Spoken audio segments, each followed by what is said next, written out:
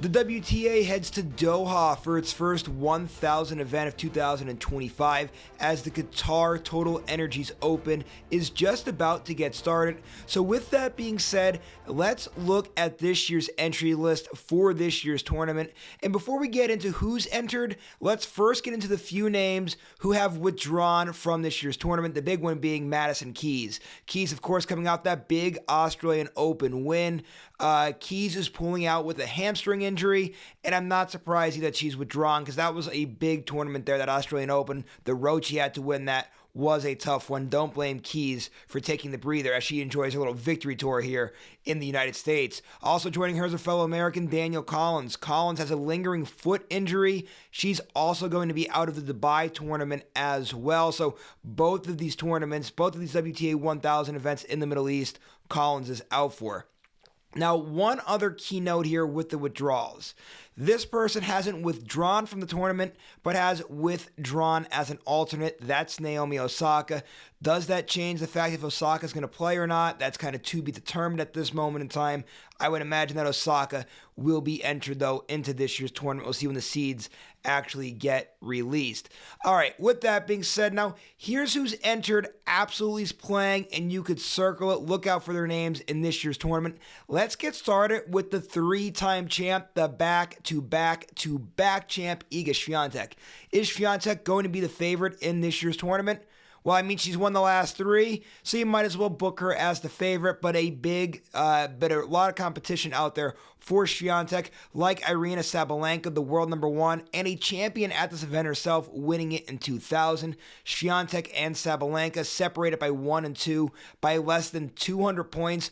Big tournament here in terms of the world #1 ranking. Coco Gauff, the world #3, also entered into this year's tournament. I expect her to be a big factor at this Qatar Open here. Also, Jasmine Paolini, the #4 seed, entered into this year's tournament. Remember, it was last year at Dubai where Paolini had her big coming out party, so let's see if Paolini can keep this success in the Middle East going. Qinwen Zheng, bad showing at the Australian Open.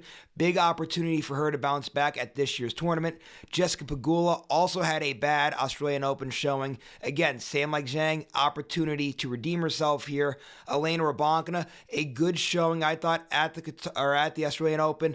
Little surprised she's entered in here. We'll see if she pulls out or not. She's had a few injuries and whatnot as of late. Hopefully Rybakina can give it a go.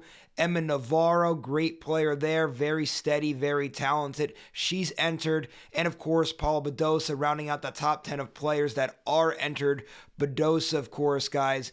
This could be a very big year for her. She looked great at the Australian Open, and if she's healthy and rolling like she is right now, Badosa going to be a tough out.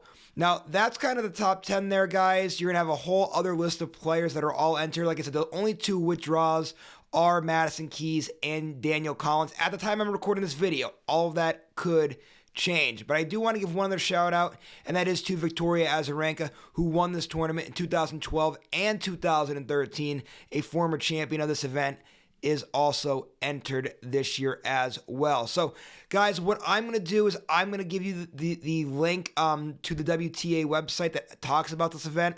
Also going to give you the website for the Qatar Total Energies Open as well. So if there's any other withdrawals, because it's going to change really quickly, guys, you can keep up to date by clicking at those links in the description. But also, guys, make sure you like this video, subscribe to this YouTube channel. Keep coming right here for more coverage of the 2025 tennis season.